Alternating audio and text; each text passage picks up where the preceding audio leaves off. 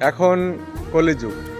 যিনি সোজা রাস্তায় চলেন তার চলার রাস্তা খুব কঠিন হয়, বারবার ধাক্কা খেতে হয়। এই দুনিয়া তাকে ভুল প্রমাণিত করে। অনেক অপমান যন্ত্রণা সহ্য করতে হয়। অনেক সময় দারিদ্রতার চরম সীমানায় পৌঁছে যায়। কাছের মানুষরাও তাকে দূরে ঠেলে দেয়।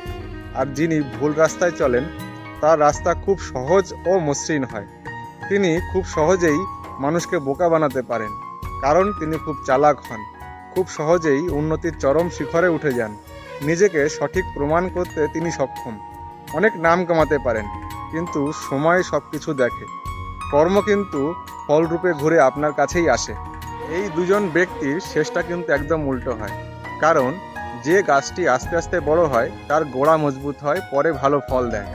যত বড়ই ঝড় আসুক না কেন, সে তার নিজের জায়গাতে টিকে থাকতে সক্ষম। কিন্তু যে গাছটি খুব তাড়াতাড়ি বড় হয় তার গোড়া নরম হয়। একটু ঝোড়ো হাওয়া হলেই কিন্তু তার অস্তিত্ব টিকে রাখাটা খুব দুষ্কর হয়ে ওঠে।